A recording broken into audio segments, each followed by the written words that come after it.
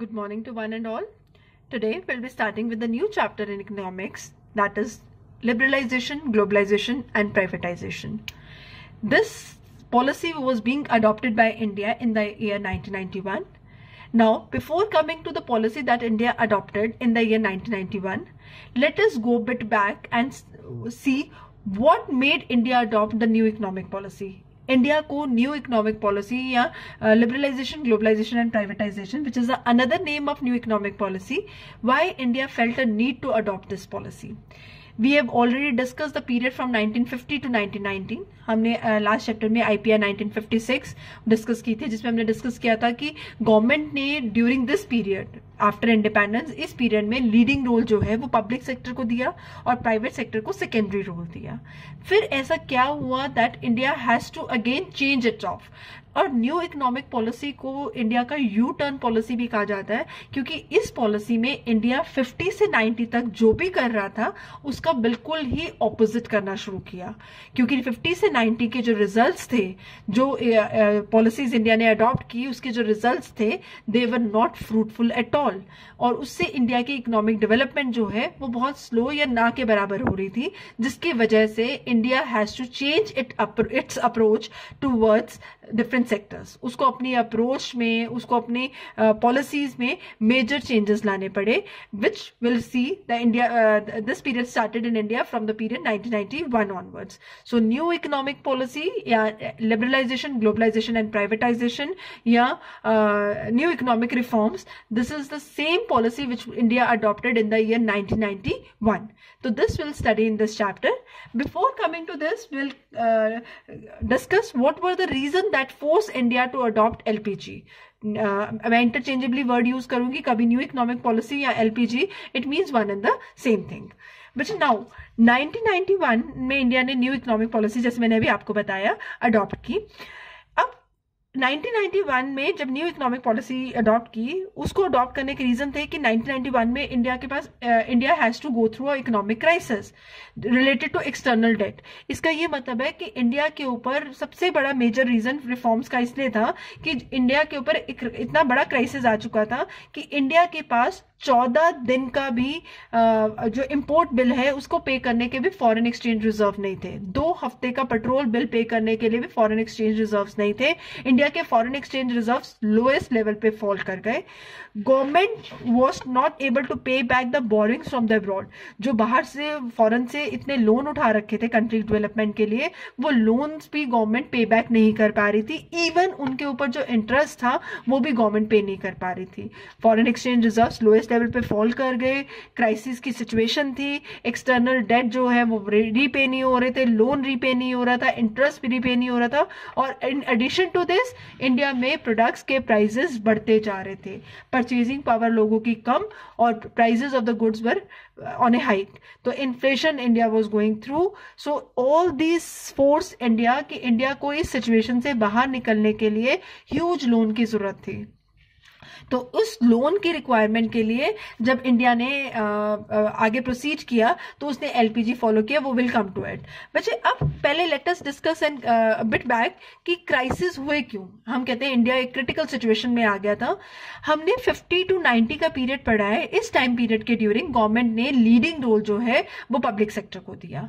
अब public sector में जितने भी एंटरप्राइजेस रन हो रहे थे they were not giving profits at all. वो इतने प्रॉफिट्स नहीं दे रहे थे इवन जिनसे उन एंटरप्राइजेस को आगे कंटिन्यू किया जाए. मतलब वो अपने इंटरनल एक्सपेंडिचर्स भी फाइनेंस नहीं कर पा रहे थे.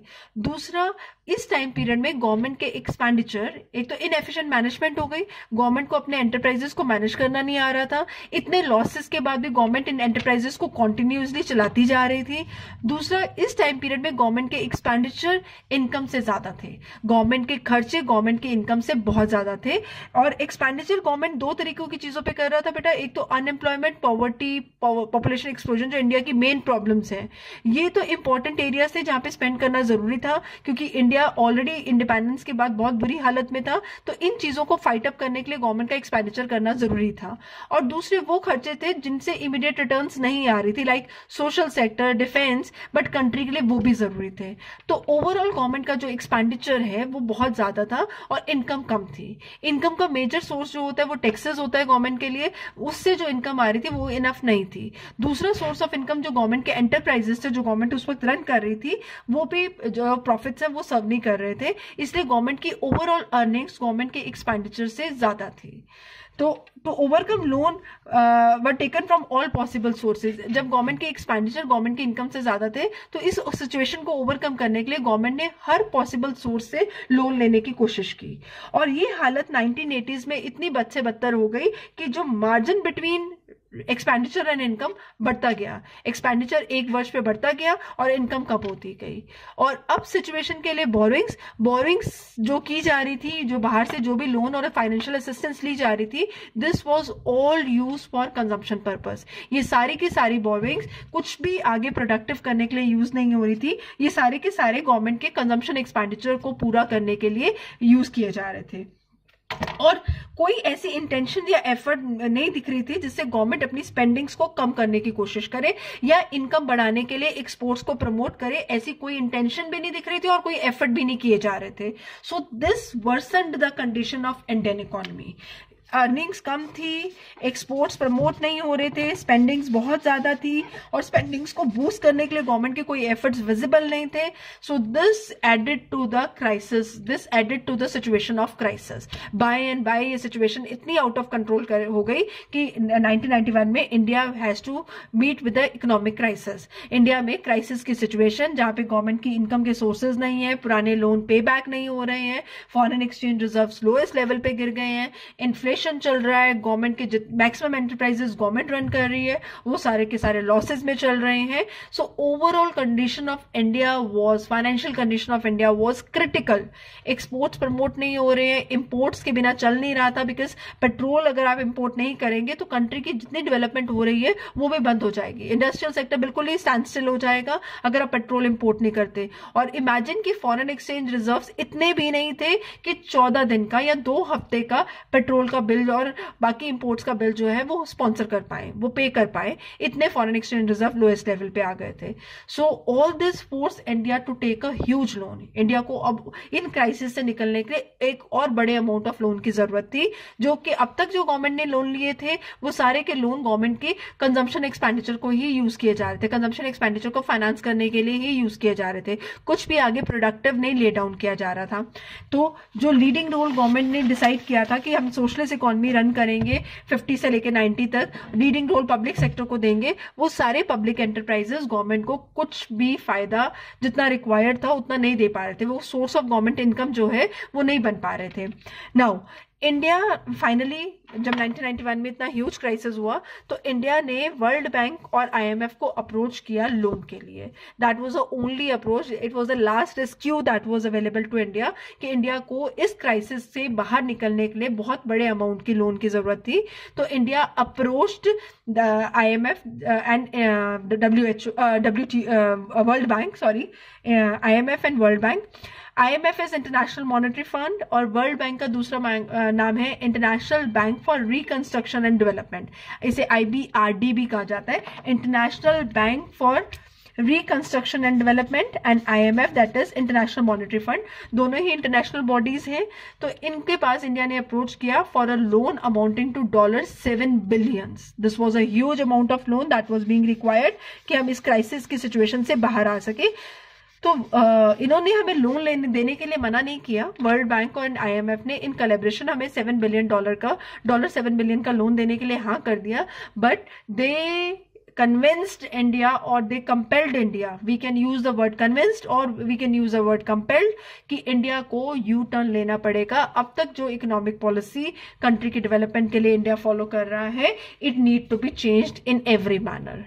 तो we never had any at that time we did not have any other solution other than following what they were saying।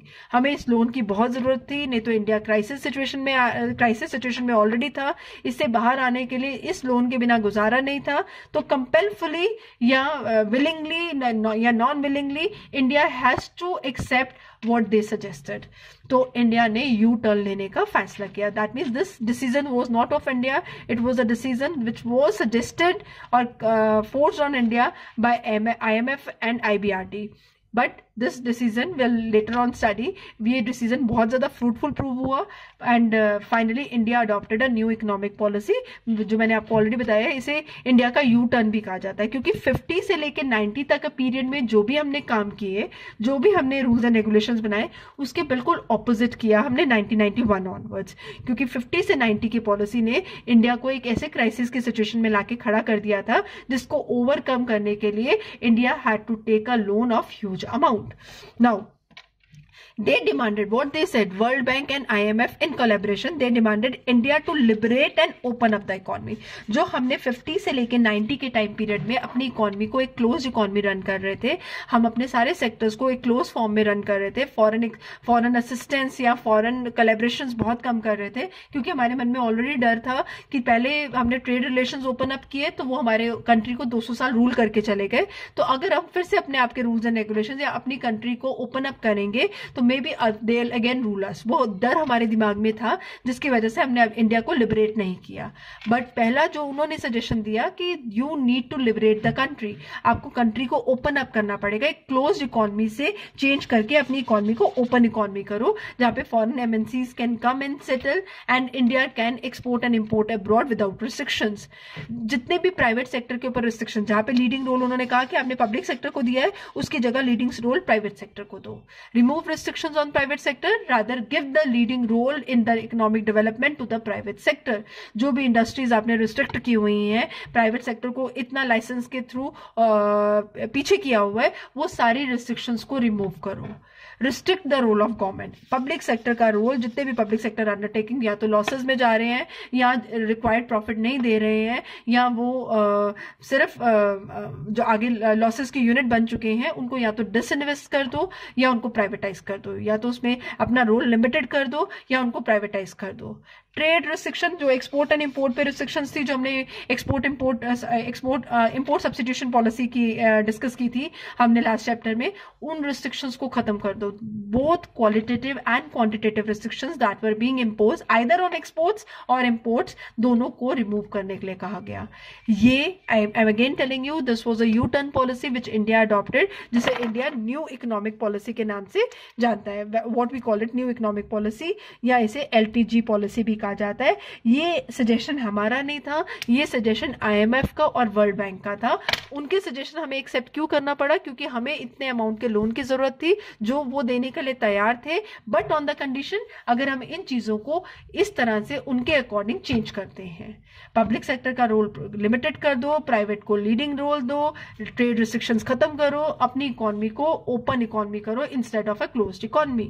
So this U turn policy we are going to study in the name of liberalization, privatization and globalization. So India announced, इनके suggestion पे India announce the new economic policy, that is economic reforms, and जिससे India का environment, working environment, industrial environment बहुत ज्यादा competitive हो गया.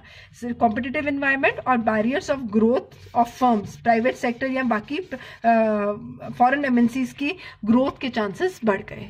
तो इसका ओवरऑल रिजल्ट ये हुआ कि न्यू इकोनॉमिक पॉलिसी अनाउंस करने के बाद इंडिया का जो बिजनेस एनवायरमेंट है वो कॉम्पिटिटिव हो गया. The business environment was very competitive and सारे बैरियर्स जो ग्रोथ ऑफ द फर्म्स के ऊपर ले डाउन किए हुए थे, वो सारे बैरियर्स जो है वो रिमूव हो गए.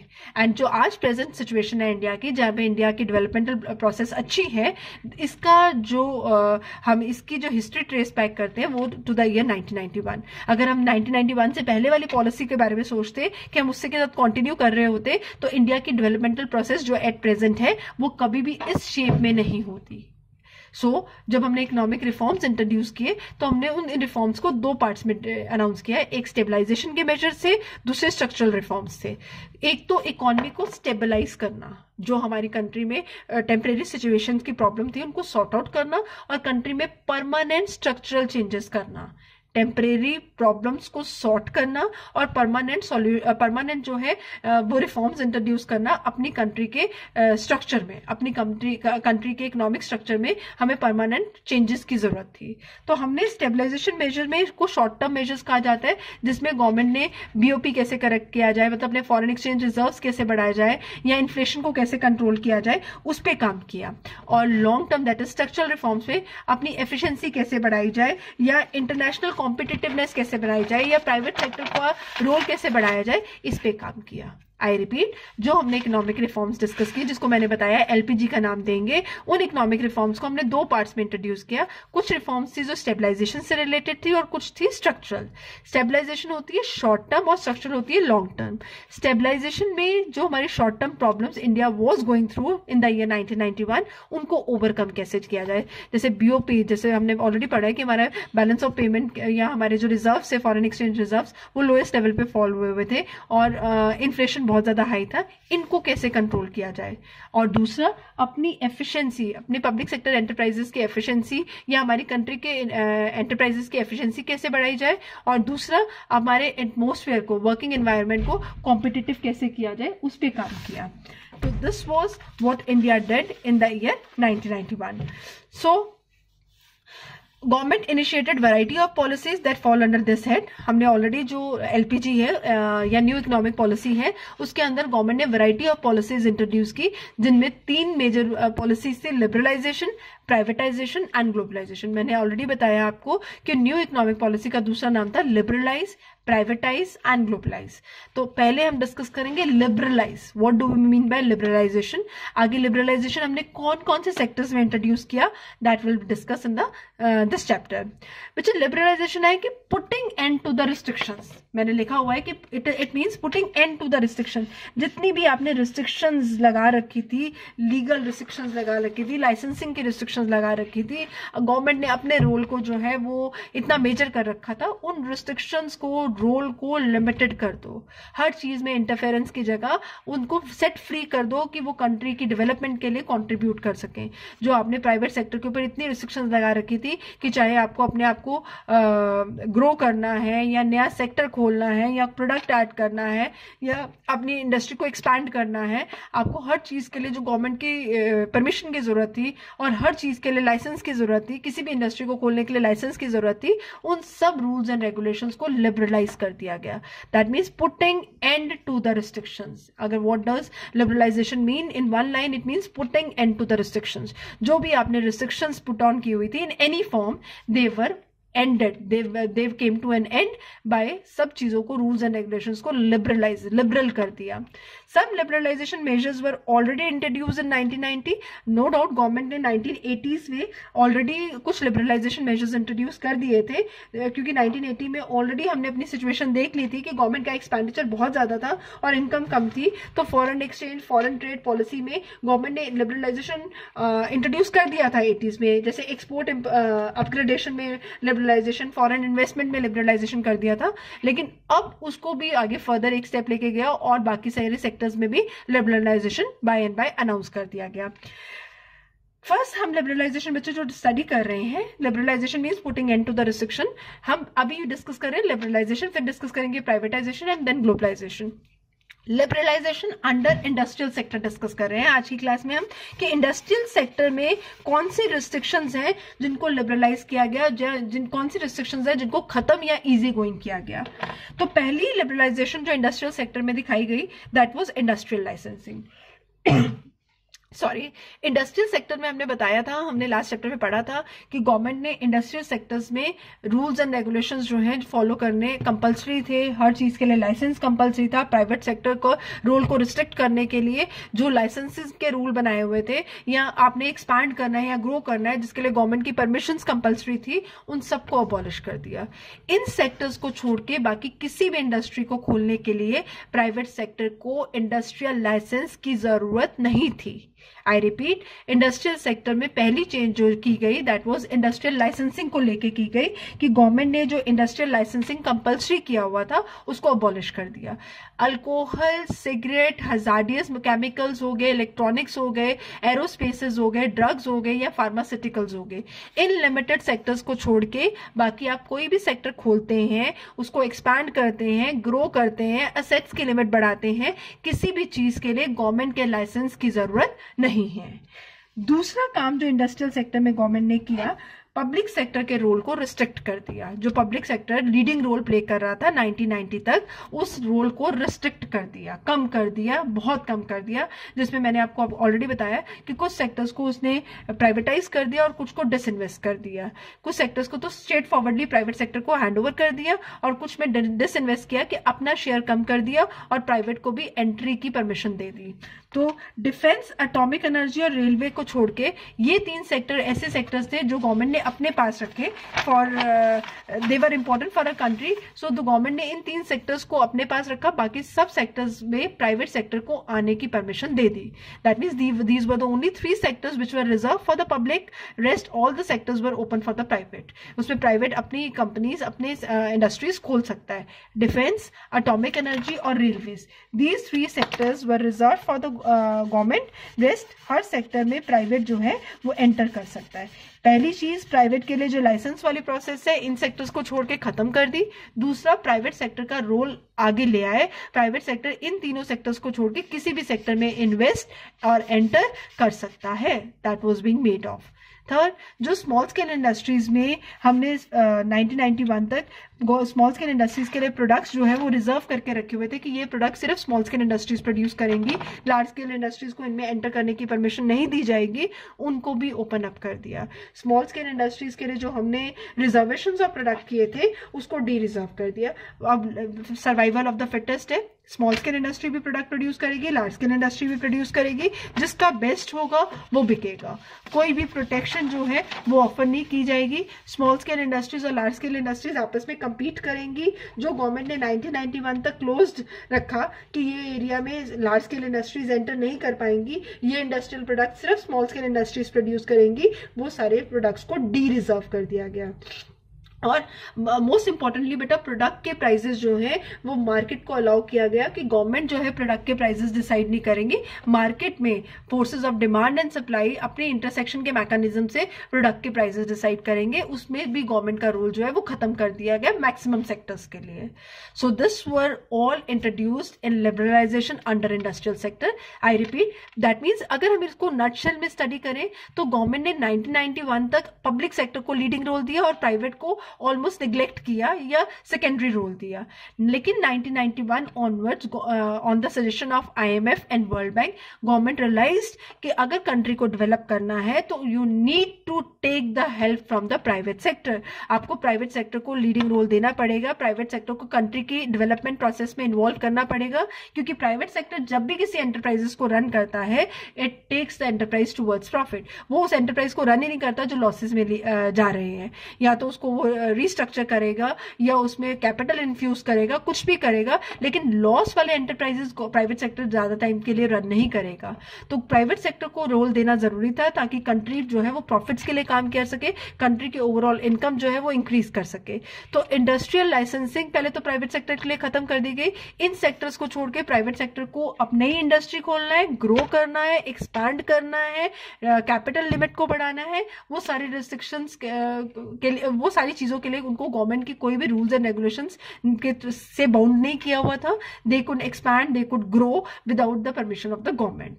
दूसरा, जो पब्लिक सेक्टर ने इतनी सारी इंडस्ट्रीज अपने लिए रिजर्व की गई थी, जो हमने schedule A, schedule B of IPR 1956 में पढ़ी थी कि IPR ए कैटेगरी में सिर्फ वो इंडस्ट्रीज थी जो गवर्नमेंट खुद रन करेगी, बी में गवर्नमेंट का लीडिंग रोल होगा, प्राइवेट का सेकेंडरी होगा, और बची कुछ इंडस्ट्रीज जो शेड्यूल सी की थी that were given to the private sector to operate. वो सारा रोल जो है लिमिट करके सिर्फ इन 3 सेक्टर्स में गवर्नमेंट जो है वो अपना रोल जो है 100% रखेगी, बाकी सारे सेक्टर्स जो है वो प्राइवेट के लिए ओपन अप कर दिए जाएंगे। और जो स्मॉल स्केल इंडस्ट्रीज को हमने रिजर्वेशन से प्रोटेक्ट किया हुआ था कि कुछ प्रोडक्ट्स की लिमिट फिक्स कर दी गई थी कि ये सिर्फ प्राइवेट सेक्टर ही स्मॉल स्केल इंडस्ट्रीज ही प्रोड्यूस करेंगी, इनको लार्ज स्केल इंडस्ट्रीज प्रोड्यूस नहीं करेंगी, ताकि उनको उनके प्रोडक्ट्स को प्रमोट किया जाए और उनको एक शेल्टर देके प्रोटेक्ट किया जाए लार्ज स्केल इंडस्ट्रीज से। वो शेल्टर भी खत्म कर दिया गया। एंड मोस्ट इंपॉर्टेंटली प्रोडक्ट के प्राइजेस जो डिसाइड होंगे, अब उसमें कोई भी गवर्नमेंट का रूल नहीं होगा। Many industries market has been allowed to determine the prices. Product के प्राइजेस जो है मार्केट डिसाइड करेगी, market on the basis of demand for the product and supply of the product. जहां भी demand for the product and supply of the product intersect करेंगे वो product का price decide होगा। उसमें भी गवर्नमेंट का जो रोल है उसको रिस्ट्रिक्ट कर दिया गया। This is all for today, जिसमें हमने लिबरलाइजेशन अंडर इंडस्ट्रियल सेक्टर पढ़ लिया। अब नेक्स्ट क्लास में हम लिबरलाइजेशन ही कंटिन्यू करेंगे, बट बाकी सेक्टर्स में हम लिबरलाइजेशन कहाँ कहाँ पढ़ेंगे। हम पढ़ेंगे liberalisation in the financial sector, मतलब फाइनेंशियल सेक्टर में गवर्नमेंट ने फाइनेंशियल सेक्टर में कौन कौन से रूल्स हैं जो ईजी किए गए, टैक्स में क्या क्या चेंजेस किए गए, फॉरेन एक्सचेंज रिफॉर्म्स में क्या क्या चेंजेस किए, ट्रेड एंड इन्वेस्टमेंट में क्या चेंजेस किए, कैसे इन प्रोसेस को ईजी किया, that will discuss in the coming lecture. Thank you.